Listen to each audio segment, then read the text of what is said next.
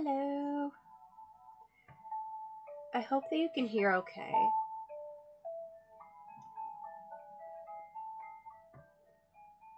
I think I'll turn this down a little.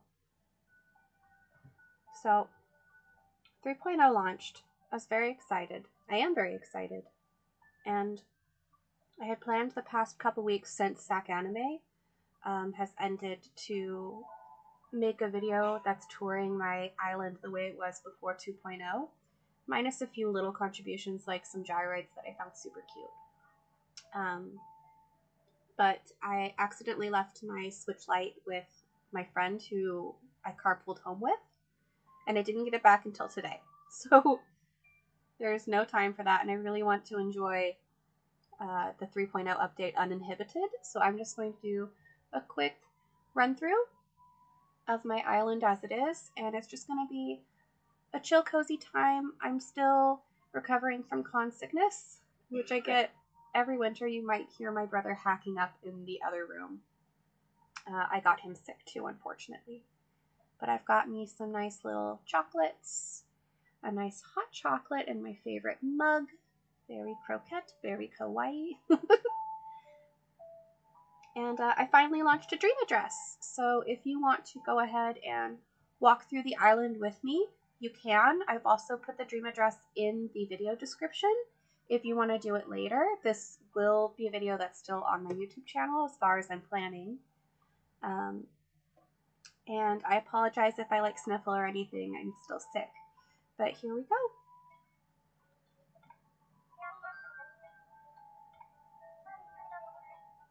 Now I am time traveled back to April so that you can see it the way it was intended to be with cherry blossoms everywhere. But my island does have point of interest for all year round. But obviously cherry blossoms is my thing. So I was actually born during the Cherry Blossom Festival. So this is a little loud. I'll turn that down a little. This is my living room. I love cherry blossoms in white birch. There's a kind of white birch cherry blossom tree and with a very particular white birch pattern where it looks like there is zebra stripes on it. And I know that they grow in Korea. I don't know if they grow anywhere else. I first saw it in an illustration of Naruto because I'm a millennial with all the characters hanging around in the tree.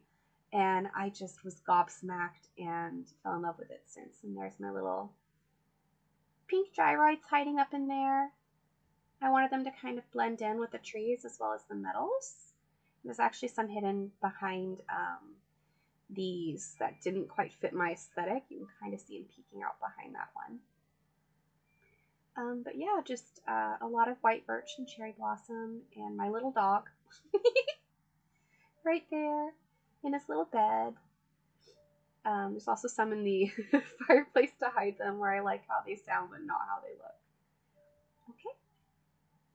Back here is my kitchen, which is, the usual kitchen placement that everybody chooses as an Animal Crossing. Since what? City Folk Wild World? Very cute, very pink, jam-packed with things. My cute little cooking corner. I love pink roses along with pink cherry blossoms. So this is more of like a pink rose themed room. To the left is the restroom. My brother's hacking up. I'll just come over here really quickly. And I will show the other houses that are on my island. I am all of the players. So this is pretty simple. This was just, I think, was this not a flooring that came up in 2.0 where people were layering it and it looked like mist or whatever? And so I did that here. And I stuck a gyroid on the wall to be having a bath, which I thought was really cute. Ta-da! Very simple, very plain. Artwork of Venus. I feel like I might have picked that. One, because it's very feminine. But two, my bathroom in the last game in New Leaf was all mermaid themed furniture. So that's a little bit of a personal callback for me, I guess. I don't know. I like seashells with bathrooms, probably because I'm a millennial, and that's what a lot of boomer parents did. They were all like under the sea themed bathrooms. And then this is my mangaka art studio. So I got a little bit of everything in here. I've got my DIY bench with tools, tons of manga with a little machine, a little scanner fax machine, and can I? Yes, I can. Ta-da! Art program. Oh. And then I like to work in front of a television and have the TV going while I work. It's like how some people work with music. I like to work with television programs, and especially movies like Ghibli movies that I know by heart, so they're not distracting, but they're just comforting.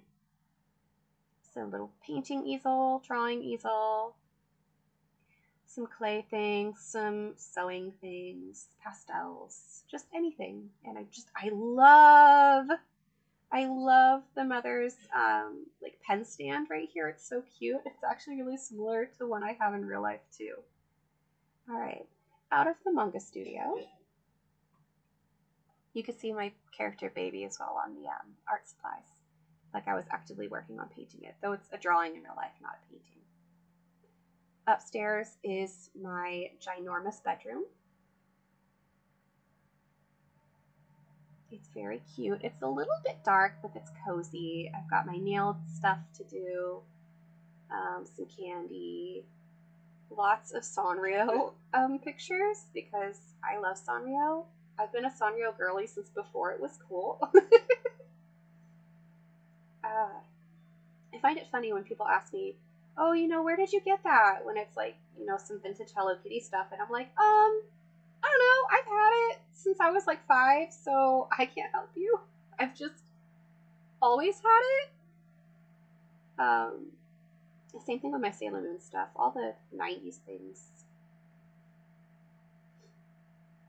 I'm a lot more chatty than I thought I would be. I'm feeling a lot better. And then I'm just like hoarding things down here, different gyroids, little items, and, DIYs back when we couldn't put them in our storage, but they're like the special DIYs that are in my basement.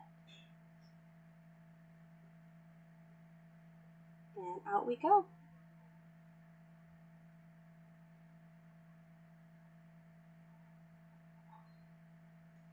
I actually just did this recently. I didn't have like the outside of my house decorated at all. I love putting the pink rose bouquets with the bells. I think it's just the cutest thing. Yeah. Yeah, I love gardening in real life, so I probably want to do a little more gardening wise when I actually make a build I want to keep. And this is why my island is Hanayume. It's flower dreams. Because I just kind of hoard pink flowers everywhere. Nice little picnic area. Little spot to lay down at. A little sand castle. And then if you come over this way, if you can actually get around all these flowers, there's a nice little sitting spot. A little sit and stare space.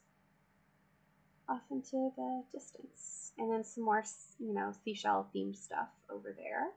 Of course, it's pink. I just didn't like the pink table very much. Not a shade of pink I enjoy. Excuse me. Oh, he's serenading us. So this is the entrance to my island. Very cute. I was really proud of this. And then here's my character baby on the ground. Art by Nasuka Sakura. Little welcome sign. And if I'm not feeling super social, I'll like put up a little barricade here. And this is where I would do my Nookazon trades. But I'm being social right now, so we're going to go up this way. Over to the side here, I have a build that I was working on trying to create fake buildings, and I did all the patterns myself. I did a series of shoji screen patterns, so this is just a panel with a light brown exterior. And I did a series of shoji screen designs in different colors to match the different panels. And how do I show you that? I haven't played Animal Crossing in a hot minute. But yeah, they're down here, and then they're all in my they're all uploaded to the design portal. And then I have different colors of Kuryotoshi, which is the kind of wave patterned tiles that are on the top of traditional Japanese buildings. And I believe they're based off of the Chinese ones, and I don't know what those are called, but here's those to place on the stalls. I also have some with cherry blossoms on them because it's me. And I was working on trying to make it look like there's an opening, like one of the shoji screens is open and you could walk inside, which I think is kind of working here. I put the umbrella here because I didn't want you to see that I can't put a floor since it's just 2 tiles. But yeah, there's that. When I've got, of course, shoji screens that have the cherry blossom pattern on them because it's me. Come over this way. My little picnic area, another little sit and stare spot, which lights up really pretty at night. Little Hanayume viewing space. And then my villager homes. Hello! Aren't you a cutie patootie? Having a nice little snackage? Enjoying yourself, babe? I have, it was not intentional to get a bunch of Japanese homes, but I love it. I want to use a bunch of, like, my Japanese villagers later for another build that I'm working on, which you'll see. I actually want to go the other way. Oh, well. Coming along here. You can see I'm working on something up there, but for right now, we're going to come over here. A nice little beach area. Hello! What is up, Genji? You have something for me? What'd you give me? Photo glasses. Thank you! I am a blind little baby. Thank you for noticing. My cute little sea creatures. And I need to get the things off this dock, now that I think about it. Whoop, whoop. Let me just yoink those so they don't disappear during the update. I don't know if they will, but I want to play it safe. Up here is, I think this was my first terraforming build. So it's my camping area. I've got, of course, the infamous heart pond. Hello, Judy. Up here is the actual camping area, which of course is birch. I love birch. No one's here right now, but that's okay. They've got a cooler and like a water pail over here for any fish they catch at the pond. They've got a radio, just having a good little time. A nice little sitting spot over here. Yeah, I got stuck. Ah, a little snapping turtle. It is a maze to get around back here. Did I just get myself even more stuck? I did. Darn it. Get off of there. Okay. And the holly bushes are blooming in winter. It's really pretty here, like very Christmassy. We've got little ducks. I also have hiding over here a kappa. There he is. And his girlfriend is over that way somewhere. I believe behind that tree and stone. But you can explore that when you want to. There is a little secret over here, which I was very excited about. So if you come up this way, winding around, you'll notice, oh, there's something there. Is that a well? And in front of the well is a VHS. You know what that means. And in case you don't know what that means, if you come over here a little more, there's another hint. It's the ring. Because I'm a dweeb. I love East Asian horror movies, especially Japanese horror movies. But really any East Asian horror movies. Korean, Japanese, Indian, Taiwanese. Like, I love East Asian horror. And, like, especially since a lot of American media, it revolves around, like, oh, what cool special effects can you do? Make it as gory as possible. And then, like, we have a lot of, like, sexploitation films. So, you know, sexual intimacy is something that's very prominently featured in stories, even when it doesn't move the plot along, and that bothers me, which that doesn't tend to happen in East Asian media so much. But yeah, I'm working on this, which is a Heian period castle.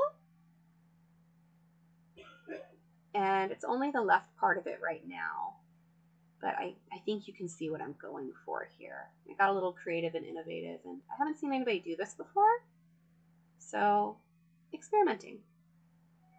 I'll have more about that probably with the Dream Islands, because I'll have a lot more space to work with. This one right here, though, is my first build. This is a no. Is this one no, or this one is no? Yes, this one's no theater. I've got my lovely little, you know, my little quote fence here with different images of the seasons, and you come on up in here, and then here's the seating area. I used, I made custom paths for this, where it looks like you can actually come up onto the stage. There's some no masks to stand in for the dancers. Back here is the door which they would come through. And then off this way, this would be like the little changing area house in the distance. I tried to do a perspective thing, which didn't work too well, but I tried. And then someone would come here and play the instruments. I tried to base it off of actual no theaters as best as I could. Up here is our nice little farm, our little farmer, which is Cranston. I love Cranston.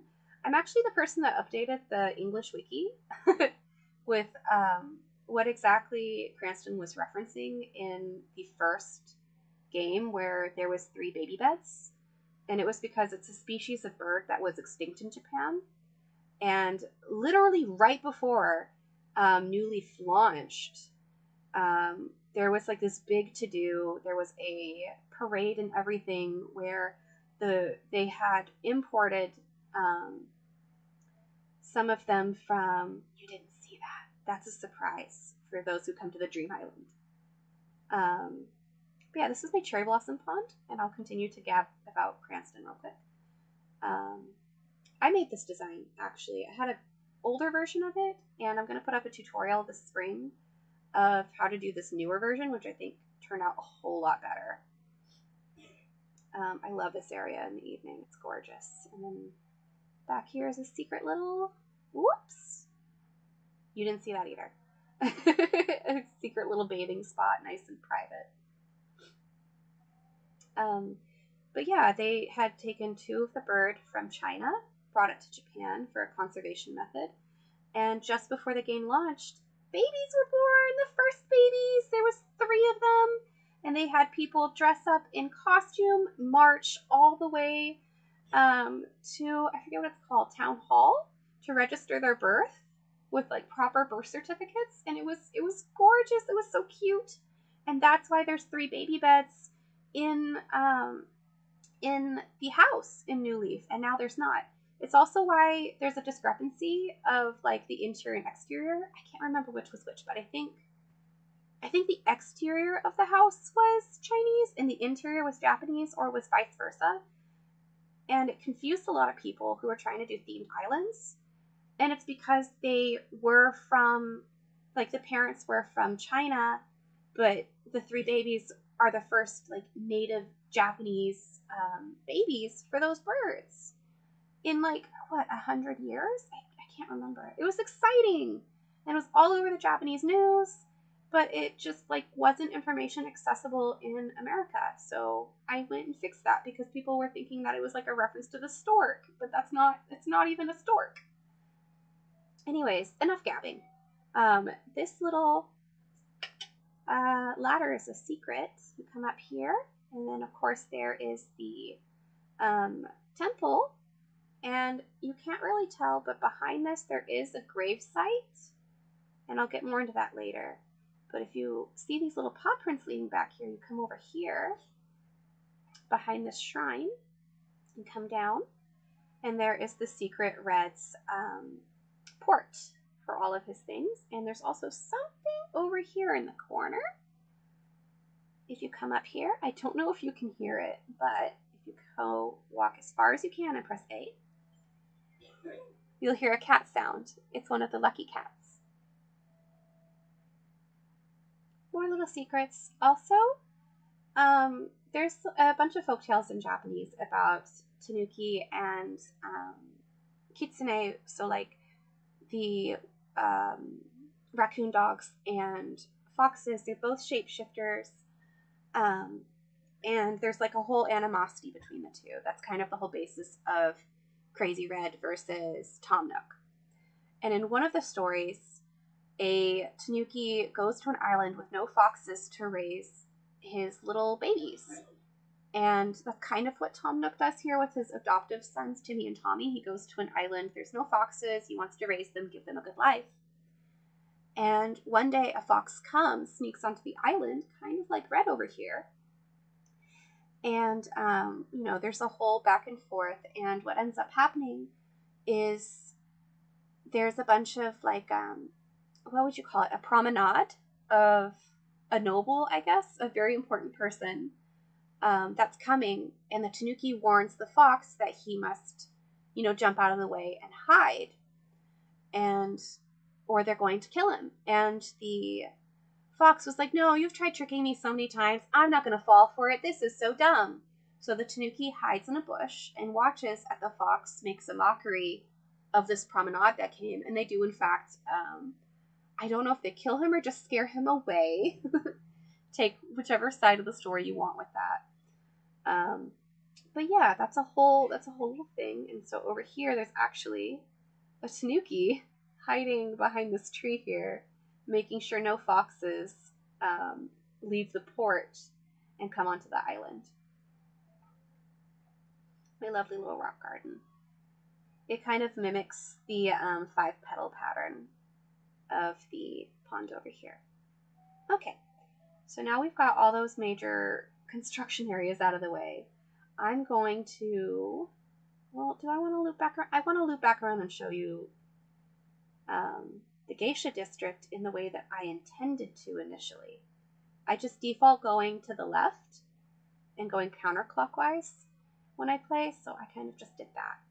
But my intention is for you to see the island clockwise. You come up here. I got my little sit and stare areas. Leaf is here. Got a cute little park right outside of the museum for the kids to play at. Some snacks. Baby on the flag, of course. I like to change out what's in this little area for the season. So like in Christmas, there's a Christmas tree there, which is pink, of course. The store. Come over here.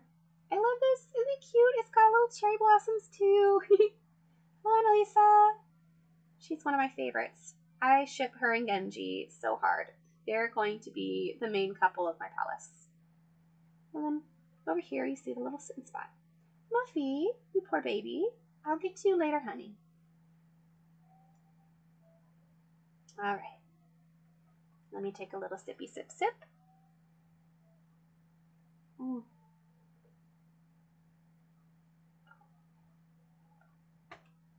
So good, so creamy.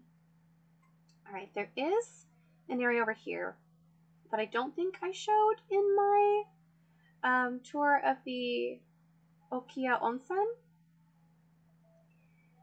So I'm not going to tour the Okiya Onsen because I already did that in a video that's linked in the description. But when you come over here, I did tease that there was something going on over to the left. And I always intended to make more videos like the Okiya Onsen tour video. Excuse me. Where, you know, it was all in character. It's like a little narrative, and it would be fun to do like little comics with the characters of my town interacting, just building a whole story with them. I still think that would be really fun, but it just hasn't been something that I've disciplined myself to do lately. It's been a couple years, so I just want to get this over with so I can get back to playing and enjoying my game. You know, like we all do. Because I love Animal Crossing. So over here is a nice little romantic, you know, concert on the beach kind of thing for some event nights for the hotel. And then there's another little secret this way. You come over here. I don't know if you can see.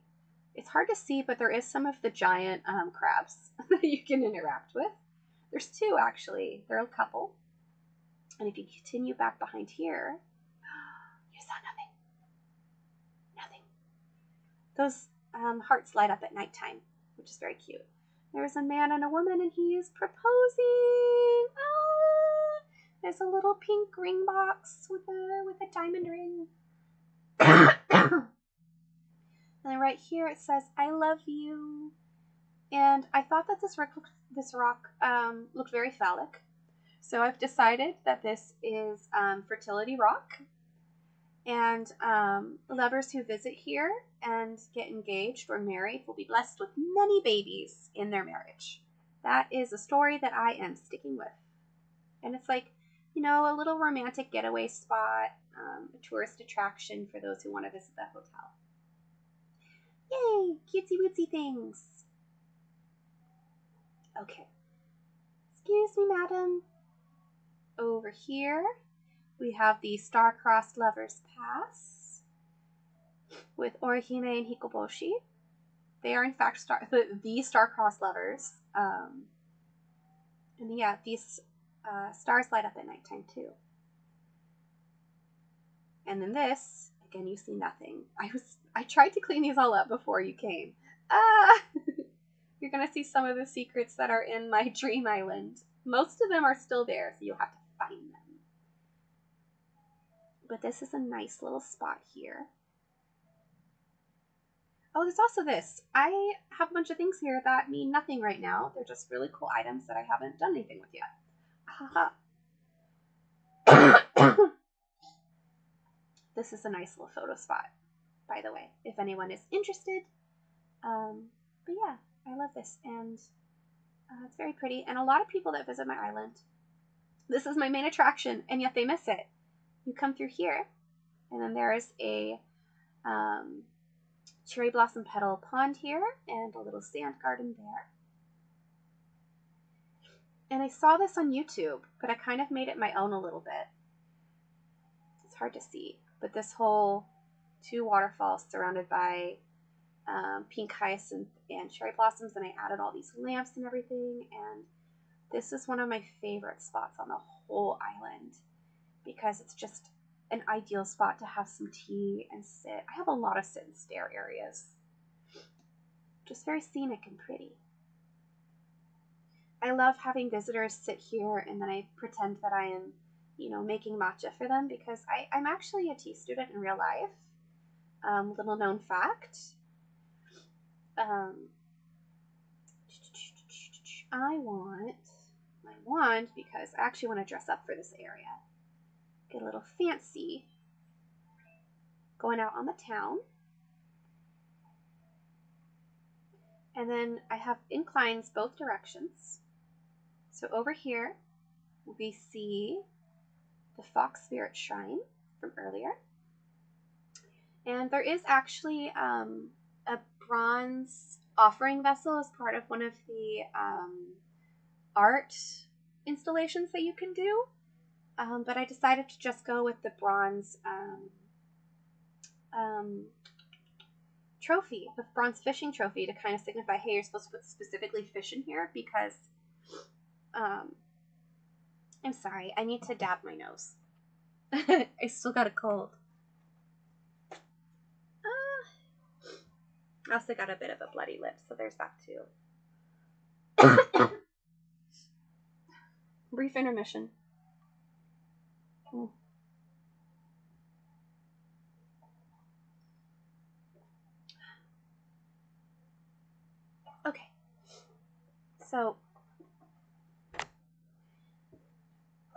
Okay, so Inari the fox spirit. There's 2 main fox spirits, a white one and a black one. You know, boy girl, and Inari is the main one that's usually talked about. They are a fox spirit associated with fertility and rice cultivation, and also beautiful women are likened to foxes, And there's like this whole thing about how, you know, since foxes are tricksters and they can transform, that they'll disguise themselves as beautiful women for devious things. And there's also a legend that you can make a contract with a fox to utilize its power. And the way that you do that is by presenting them with their favorite food. So there's an offering bowl here, which means somebody has made an offering to the fox gods in favor of their power. And then, of course, some incense to burn and things. Water purification for your hands and mouth. Yeah. We come down here. So because foxes are also associated with beautiful women and also like fertility, prosperity,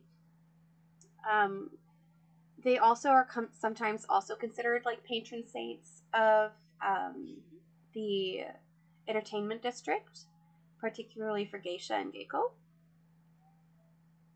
My throat is getting so sore, but I want to get through this whole video with you. I'm having fun. Okay, so this is our Okia. This is where the geisha live.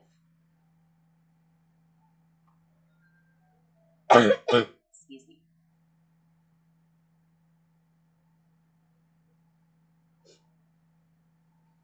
Again, I made this pattern here. This is the Genkan, so this is where you go ahead and enter. You would take off your shoes here and step on in. And at the time, there was no tokonoma, which is the alcove, available. So I've made a few different variations of how I DIY'd a tokonoma. But the main thing is that it's a separate matted area.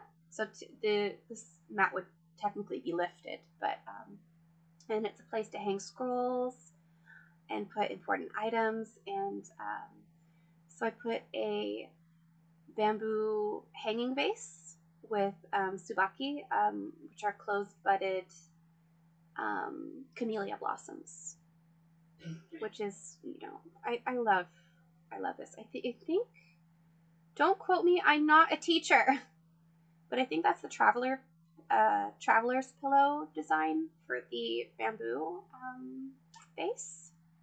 And yeah, it's a nice little sit and stare spot to hang out at. Over here we have a restroom, and I got very creative again. I got a little obsessive. And again, at this time we didn't have walls, we just had panels. So I actually went pixel by pixel and matched a pattern to the wallpaper for these panels. And yeah, so I tried to make like a modern twist on a traditional Japanese bathroom with a nice like Oribe sink, and then that's just a panel that I made look like a mirror on the wall with a nice gradient. Over here you have your separate shower area, and this jacuzzi was the closest thing that I could find to a Japanese tub at the time. So jacuzzi tub it is, but it kind of fits the vibe and the color scheme really well. Oh, I'm just going to cough up a lung now for the rest of the video. I'm sorry.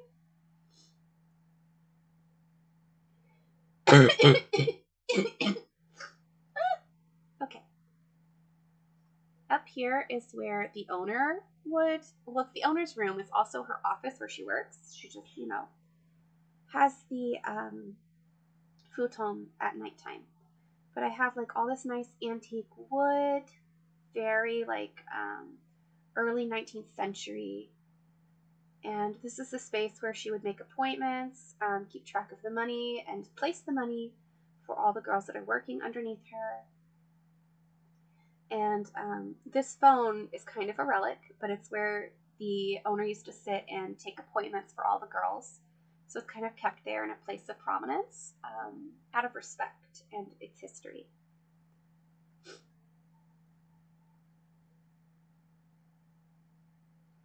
I love the kitchen setup over here.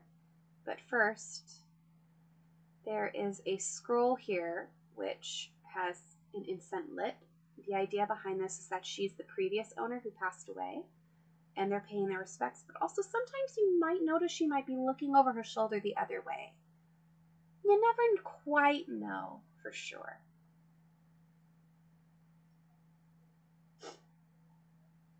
I love this kitchen. It's supposed to be a sunken earthen kitchen, very traditional feeling, but also with some more modern appliances like the, you know, the refrigerator and things. I love the traditional sunken kitchens so much. Like the era of Japan where, you know, it's World War II is just heartbreaking, you know, absolutely heartbreaking. But the period just after it, when Japan is trying to rebuild, there's this whole tension between, you know, what is Japanese identity now that it's being westernized? And before, Japan tried to westernize themselves, which led to a lot of political issues that are not looked back fondly of for good reason. And then after World War II, the American occupation happened, and so Americans came in and are trying to westernize them. And here in America, that was largely portrayed in our history as us doing a good thing by westernizing them, which completely glosses over the fact that when Japan was trying to emulate the West themselves, that's what led them to do all these terrible, terrible things. Like, you really have to look at history and question who it is that's telling you this history. And what is it that they're leaving out, and why are they leaving it out? So, you know, that's just a caution, which I feel like this generation has a lot more of because we have access to the internet. But before internet access was everywhere, that's a caution that was frequently not even considered. What you learned in your own country's classroom was what you thought of the whole world. That was history. But when you learn about history from other world perspectives, you realize, oh no, that's not world history. World history is taught differently everywhere. And there's some overlap, but you know, things are things. Anyways, but I did a whole thesis in college about you know, Japanese identity in the arts and why I gave different dates for the modern period based on the definition of modern period, and looking at it and trying to look at it from not an Orientalist perspective to try to figure out within Japan's own context and cultural context what their modern period would be considered, and how their changing identity was shown through the arts, because there's this tension of, like, you know, traditional Japanese elements disappearing or changing to be more westernized, and this new westernized Japan that's hybridized with more traditional Japanese aspects. Like, how much of that is Japan? You know, it's interesting. I am fuzzy-headed and sick right now. But anyways, favorite era of Japan to learn about. Nobody asked for that ramble. You're welcome. Sorry. Anyways, back to my Animal Crossing build. I had read Memoirs of a Geisha, and there's a lot of Orientalist issues with that book. But the main controversy is that it's kind of a ripoff of Minako Iwasaki's life story, but portrayed misleadingly, which ruined a lot of her relationships. So I also read her book. And I really love learning about geisha. And, you know, traditional Japanese clothing, traditional Japanese dance, tea gathering, all the traditional arts. And especially with geisha being just living, breathing artwork in everything that they do. It's just fascinating to me. And part of me believes that if I was born into different circumstances, if I was born natively to Japan, that, you know, would geisha have been a path that I would have taken? And I think very strongly that I would have had that inclination. But anyway, so here's where the geisha sleep, get ready, all of their costumes, I shouldn't call them costumes, that's disrespectful. all their different coordinated kimono and things, and their obi would be placed in here. Zori on the wall. And I even gave them the little red crane cushions for good luck. And I decided there wasn't a makeup box at this time, so I decided I was going to use these vintage sewing boxes as their cosmetic boxes. And yeah, that is their place. That is their home. And there's no basement here because these traditional buildings did not have basements. So I opted to not upgrade this building any further than that. I said I was going to do a quick run through. I lied. I lied terribly through my teeth. Alright. Let me come over here. Well, do I show you over here first? I want to show you over here first. So, like I was saying, geisha, tea, dance, what have you. So this is the tea house. And there's a spot to sit here outside in the tea garden. I forget what that's called, but there is. So I tried to think of the tea room that I have been learning tea at and kind of reproduce a lot of those elements with this build. So I'm using this as a place where you would purify your hands, your mouth. The covered seat to wait at for the host to be ready.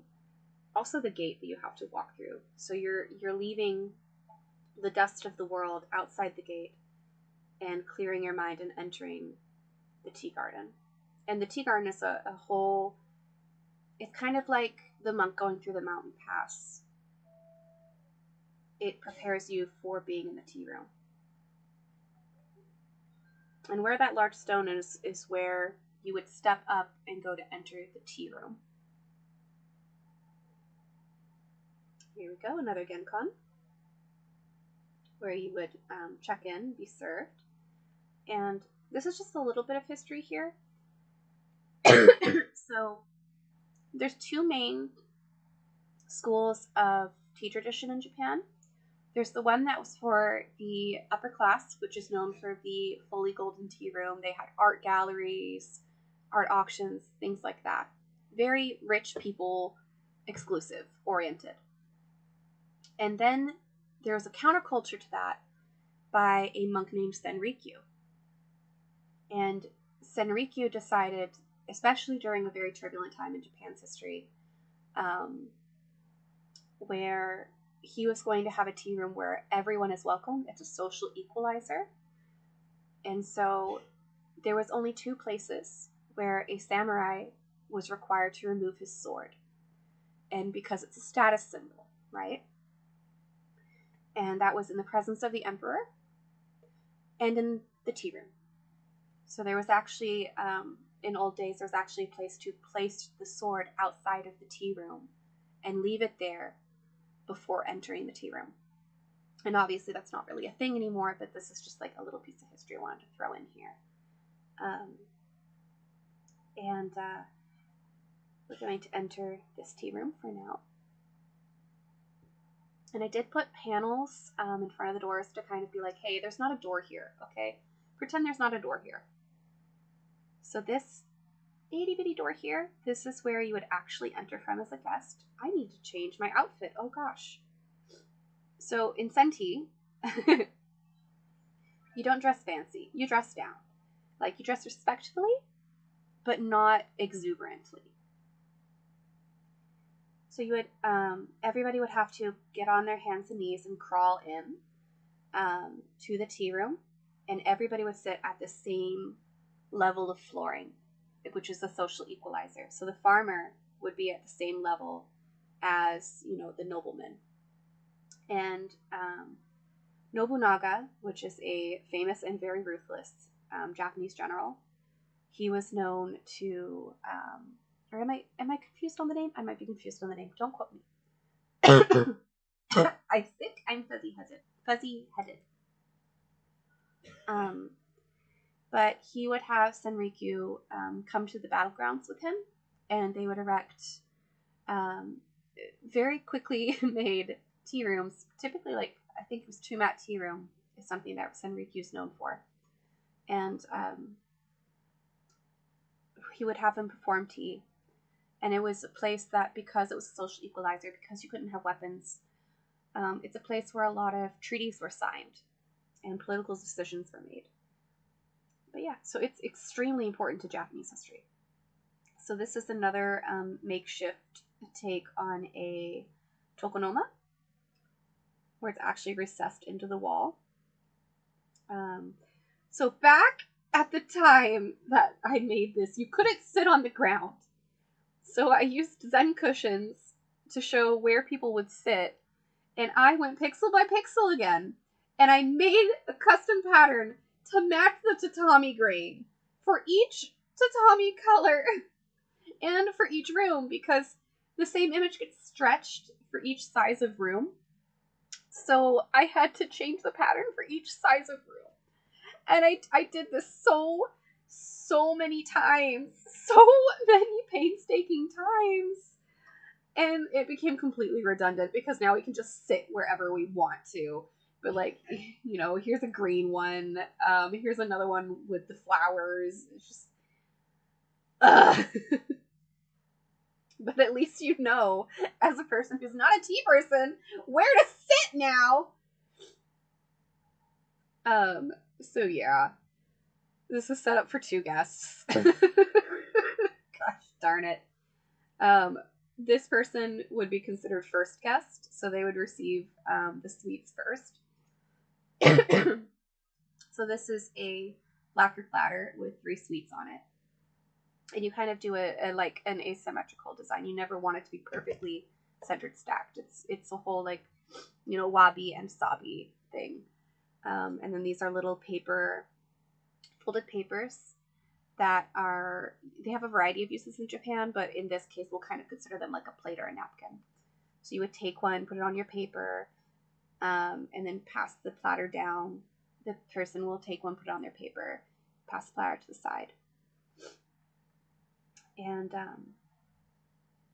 the host back here, this is where they would get ready and come out through here, come here and sit and prepare with their tools. Ta-da! And it is the exact same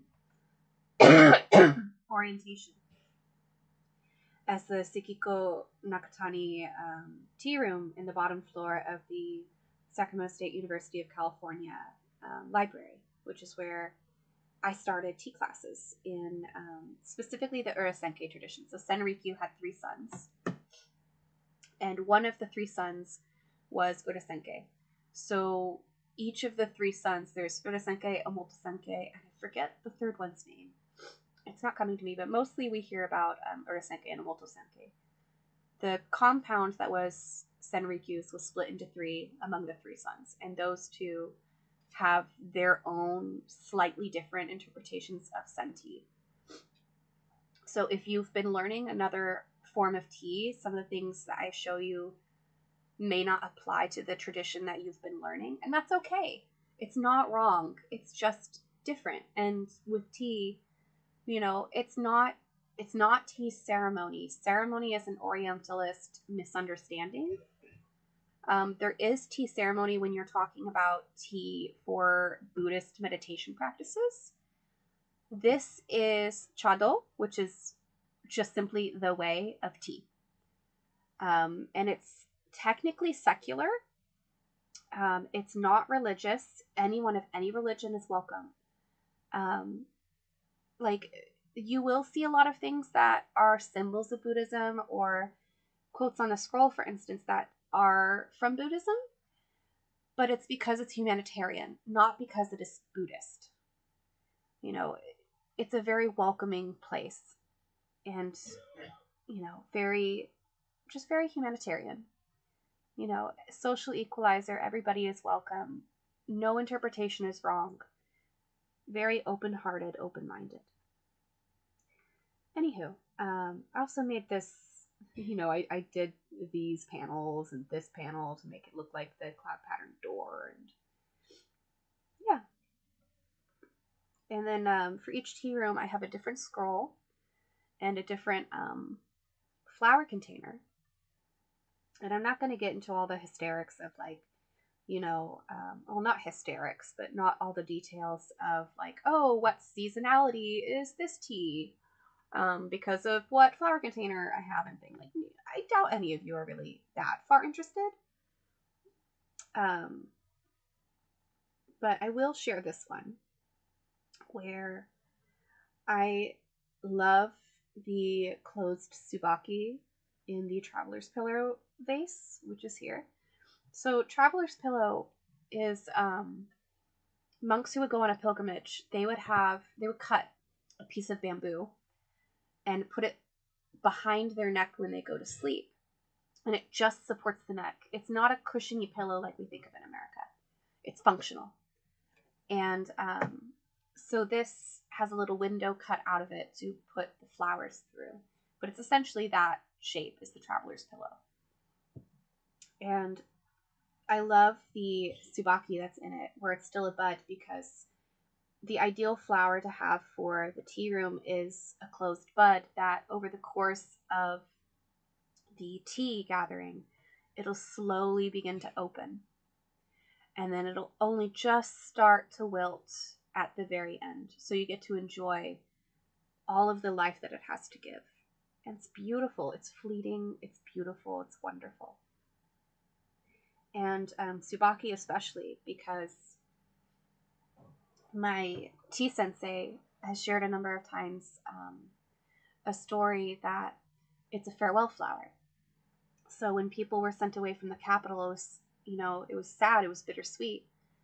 And so they would be presented with Tsubaki as a parting gift. And the meaning of the flower was that, you know, to leave and to not remember, to leave and to forget, because the memories are too bittersweet, it will cause pain.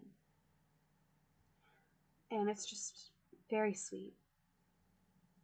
Also, we very rarely see illustrations in Urasenke tea in my experience.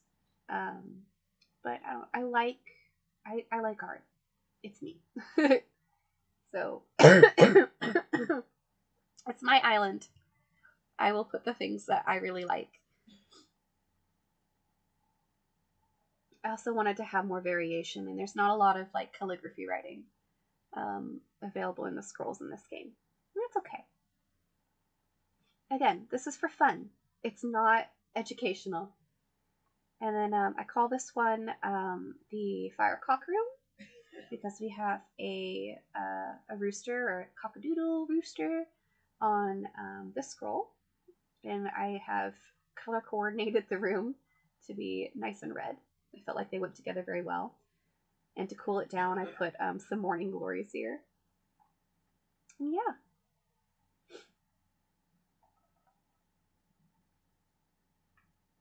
And that one's got a ceramic tea vase, which is more so for winter. You have like basket summer,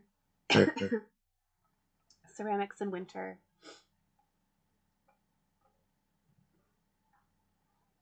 Up here, this is the banquet room.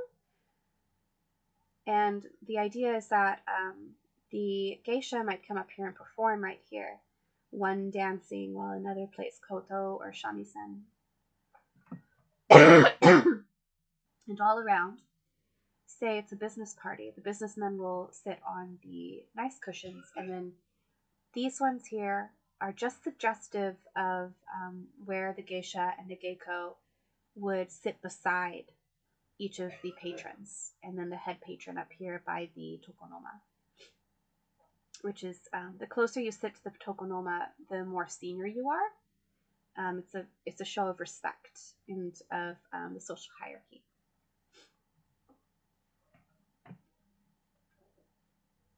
I'm just going to ramble on about nerdy things. I apologize if you're not interested, but I'm interested, and it's my video, so you're welcome to stay and enjoy it if you like with me.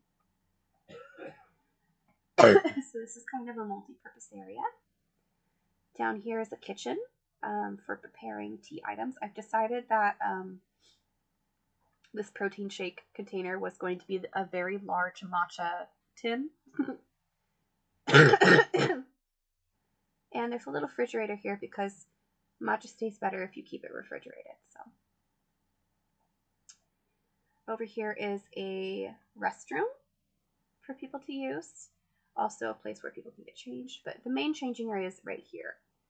So this is kind of like the employee lounge. They can have their lunches back here. I've got a nice little matcha Christmas log. And then just, you know, a little storage closet with a vacuum for getting any spilt matcha up off of the tatami. Many aprons for the ladies. Oh, I had an outfit for down there. Oh, wow. This is my student outfit, and then this is for cleaning up the matcha because it stains very easily. And right, now that I'm leaving, I'm going to get back into my formal dress. I'm going to dab my nose again. Ugh. I love all the cherry blossoms. Oh, so pretty. And they're not blooming right now. But these are pink. Oh gosh, what are they called? I forget what they're called. Hydrangeas?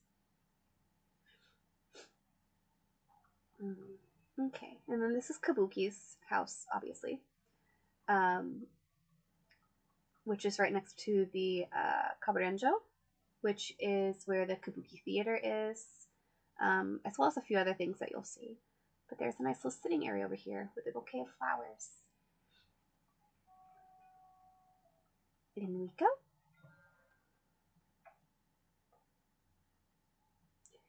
So the main room is obviously going to be the theater.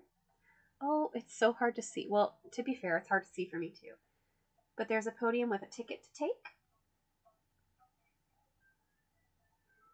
You can actually turn around on the chairs to get onto the stage here. The idea is that there's a performer right here. They're performing a very particular so it's the Giesha and Geiko, or Geiko really. They're performing, I forget what it's called, Hana something. Not Hanabon. I forget. But essentially it's about the flowers, and it's a very special performance where Geiko from different districts will get together, or different houses will get together and perform. And it's a little bit competitive, but it's like the one time of year where they'll all perform together. So behind the stage is the dressing room. And it's very much set up for, you know, kabuki, but, you know, it's shared for everybody. There's the kabuki robes up there. Some nice traditional Japanese artwork. Lots of antiques. I love antiques. I did my best to make it look like stage lighting with the few items we had at the time, which are a little outdated now. And then nice exit sign for safety. So to the left here, we have a very plain tatami room, and you can kind of think of the Kaburenjo as the multi-purpose building of a geisha district. So this is where different geisha lessons will be hosted at. There's these are kind of symbolic of each of the lessons. So there's flower arrangement, ikebana, fans for fan dancing. I've put a ukulele on the floor to act as a koto, which is a very beautiful, like a seated harp kind of musical instrument, which is like the one instrument I really want to learn, but unfortunately there's not a teacher for it here. Some records to practice the dancing to. And yeah, just a nice multi-purpose room.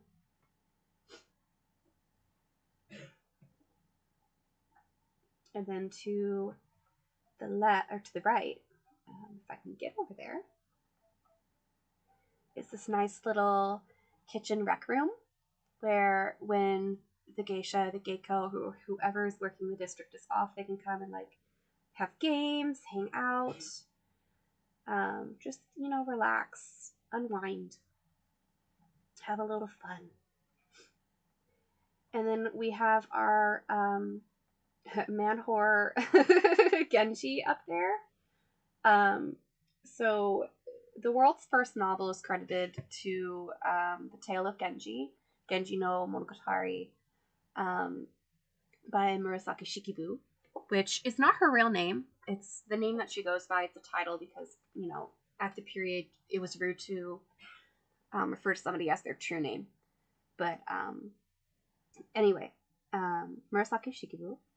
And if you read the book, which is beautifully written, but oh my lord, I hate Genji. I hate Genji.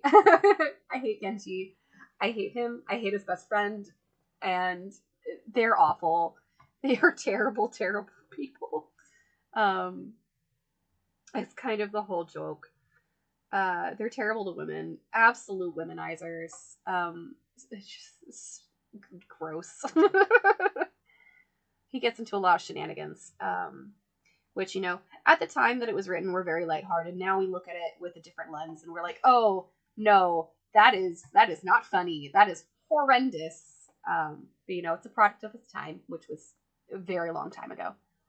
But it's a very beloved piece of Japanese history. So I've decided that our Genji is going to be an absolute womanizer, just not as morally reprehensive. And so he is, this is in respect to him, because basically his income alone is what keeps our entire district together. The lore.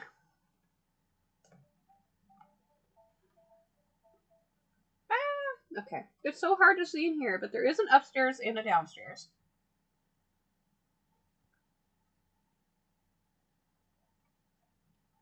I love Agretsuko, and I'm sure if you've seen the anime that you will definitely see I was inspired by their pretty pink office. So pretty. I would love to work in a very pink office like this. And then over here we got our little fax machine, a tiny little kitchenette, very pink and cute. And yeah, very Agretsuko coded. But essentially this is where the payroll for the entirety of the district is handled. All of the paperwork is handled. You can see my camera up there with my ring light. Boop. And then downstairs is the restroom, which has to be very large because it's, you know, a theater. So I've split it into men's and women's. Men's is on this side with stereotypical color coding. Very cherry blossom, yay! And then it's mirrored on the left. And so I've used this cherry blossom custom pattern I created for the doors of the changing rooms, which are supposed to be the bathroom stalls. And I made 2 panels, the same pattern to kind of symbolize, hey, this is a wide door. And behind that is supposed to be a wheelchair accessible bathroom. So I wanted to make it, you know, friendly and inclusive. We'll just disregard the fact that there is stairs to get down here. There is no elevators in Animal Crossing. And then another storage closet back there. Down the hall. Yeah. Up we go. You know, I haven't worked out all the kinks, but it's a start, you know? I made myself a challenge. I accepted the challenge and did what I could at the time.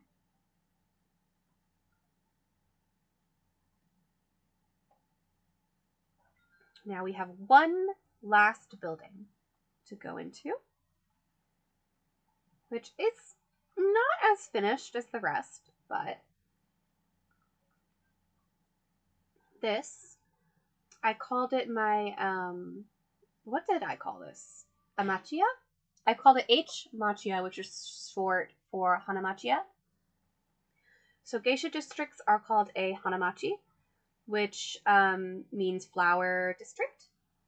And it's because, and it's explained in Mineko Iwasaki's book. Mineko Iwasaki was a very famous geisha in Yonkobu in Kyoto.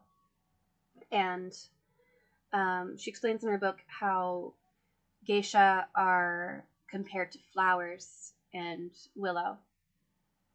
You know. Anyway, so the geisha are the flowers of the flower district. And it kind of fits with my whole flower theme of my island and me as a person. So Amachiya is a townhouse, but also ya at the end of something can mean shop. So I've decided to call this building a Hanamachi ya.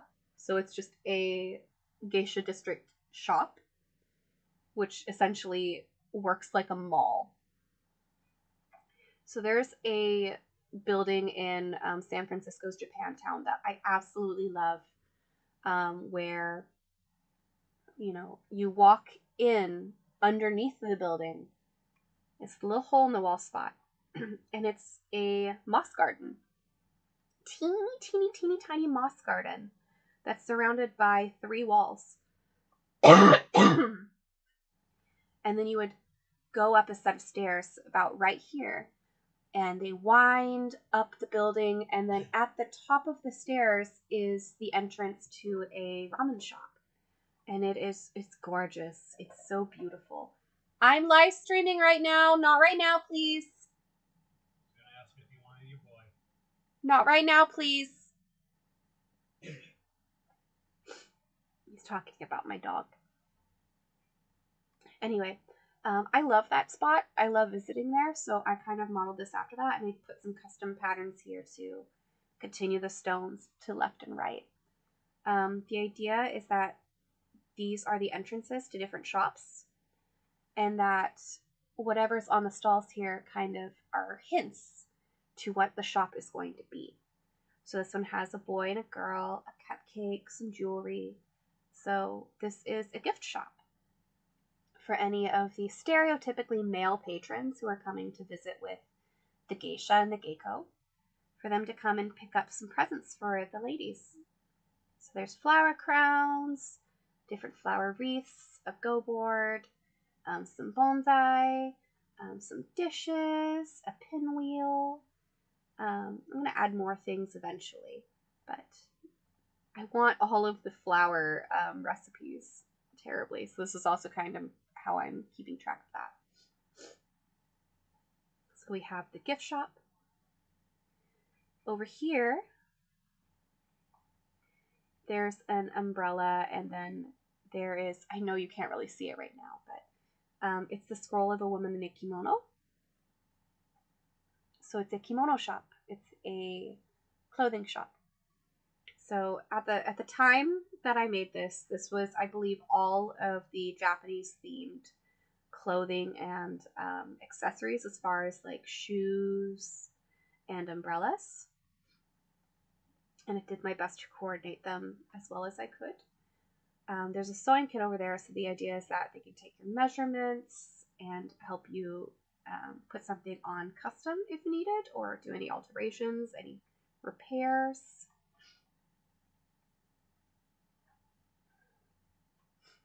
I also wanted to make sure that these shops could help support the geisha district. So if there's something that the geisha district needs, they could get it here. So this one has a scroll, a flower in a vase, and a tea set. So this one is more like supplies for the tea place. Different oh, I'm sorry, my throat hurts so badly. Different flooring types, different cushions, matcha, tea set, different like tea books possibly, or poetry books, because typically we want to share a poem or something. Different, all kinds of just different things, you know. A calligraphy set, and check out. And right here, the idea is that they are wood block print postcards for your visit. My throat is so sore.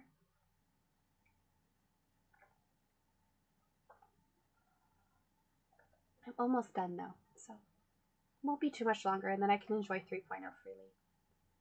There is an upstairs. I did do a downstairs. Ooh, I did a good downstairs, but hold on. Upstairs.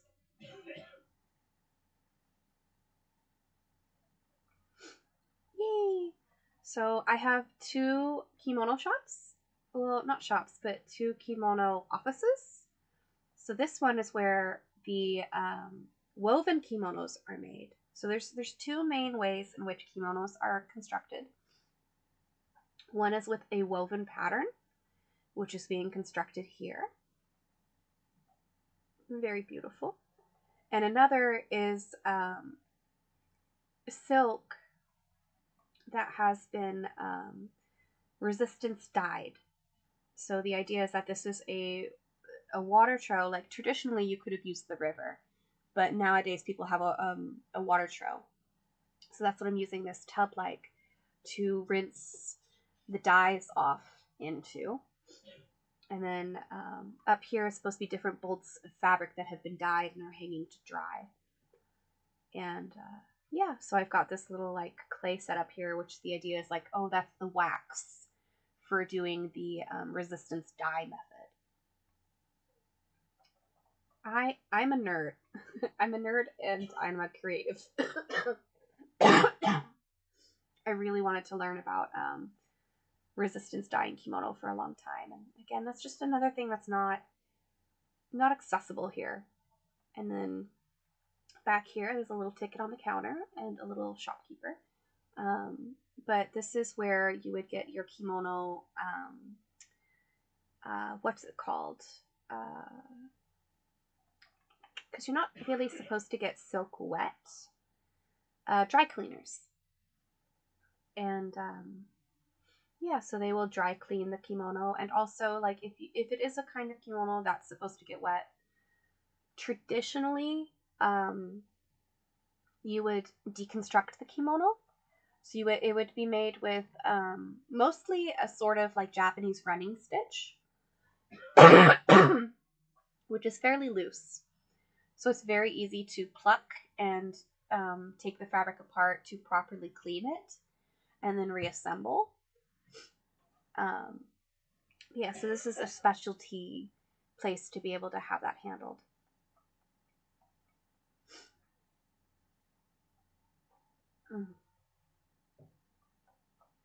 And then in the downstairs, we have one more date area for the geisha and geiko to accompany their patrons. And it is a nice little sushi bar. All of the fish here are different kinds of fish that you can make sushi from, except I did not include eel, because Japanese freshwater eel is, I don't know how it is now, but at the time it was like debatably on the endangered species list. So I chose to omit that for environmental reasons. You know, it's a game. It's not that deep. Well, it is for me, okay? I care. Therefore, it's my island, and I will do what I want. And then, you know, little sushi outfits over here to advertise the sushi. And then I loved this idea where I saw somebody use the different fish as the tables, so I decided to play with that myself too. Yeah, I love this space. It's really, really nifty looking with the dark woods and the blues, very oceany. Yeah.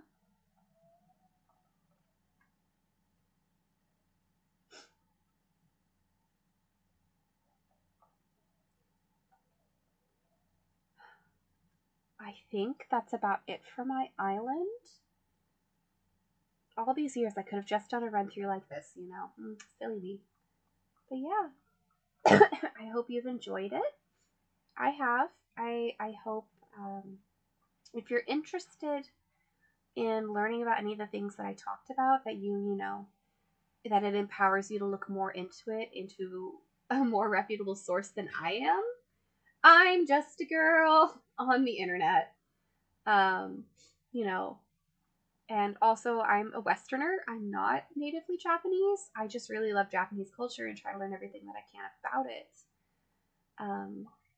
But yeah, but my experience, even my own lived experiences in America participating in Japanese culture in my community, it's not going to be the same as somebody who actually lives in Japan and has that experience or has that familial history. My familial history is half American, half German, so I have a very different cultural background. But anyway, I hope it's, at least a starting point for you to be able to be like, oh, I want to learn more about the Tanuki and Kitsune Wars, or I want to learn more about, Japanese wave tea. I'm going to look more into that and maybe get involved in your community. And I think that's a beautiful thing. Let's celebrate culture. And thank you so much for sharing with me, for listening to me ramble on, for putting up with my sniffles. And feel welcome to visit my dream island. There's a bunch of little goodies hiding around for you to, participate and get involved. I hope you have a fun time. And I'm going to shut this off and finally get my update. Yay! 3.0, here I come. I'm so excited. And next time you see my island, it will be looking probably still similar, but probably pretty different. I do have the DLC, so I can actually customize the inside of my villager houses. So that's very exciting. And that's something that I kind of do want to do, especially if I'm going to continue with my Heian period palace, which is largely based off of the palace from the Tale of Genji, because, he's a man whore, and he decided, oh, I want to actually have 4 palaces put into one to create a jumbo palace, and I'm going to have ladies at all of them, like the maniac that he is. Yeah. So go read Tale of Genji.